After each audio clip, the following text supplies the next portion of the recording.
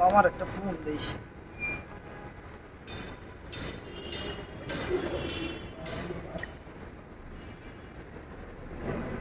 মামা কই আছো? ও আচ্ছা, বাসার সামনে থাকো, আমি আসতেছি। এই কাছাকাছি এসে পড়ছি। হ্যাঁ আচ্ছা ঠিক আছে।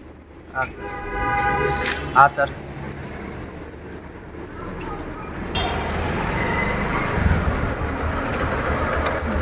এই রে ভাই, আরে আমি ফোন দিছিলাম। এই না এই না আমার বাঙ্গা গেছে। আসলে আমার কথা গেছে, তেল ভরে দাও না কিছু না, আনতে দিতে গাড়িতে। না না না, তেল দিছো গাড়িতে? এটা যেটুকু তেল দিছিলাম এর চেয়েও কম আছে। মানে তুই কেমনে 500 টাকার তেল? 500 টাকা তেল ভরছি মামা। ভরছোস আর তুই সারাদিন তুমি ঘুরছোস। তো বিশ্বাস করবে না। সারাদিন ঘুরছোস না, ওই 500 টাকার সারাদিন তেল ভরছো, এটি আবার মামার কাছে আই করতেছে ব্যাংকে। হ্যাঁ কইতেছে তোমার। আচ্ছা হইছে। আর কি অবস্থা? ঠিক আছে, মাথাটা তো দেশ নাই তো কাছে।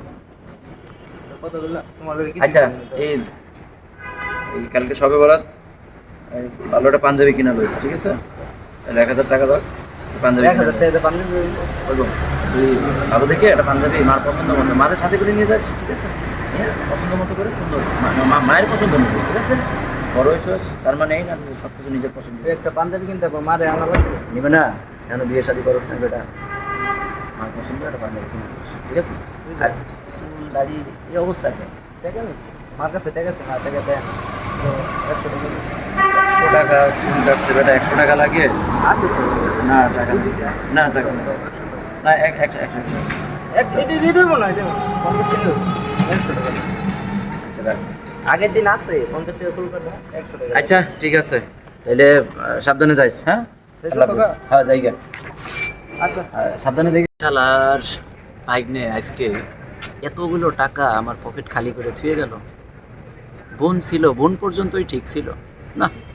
এই ভাগ্নে দুনিয়ায় আসে আমার তো সব শেষ হয়ে গেল। ভাগ্নেই সব ফতুর করবে না।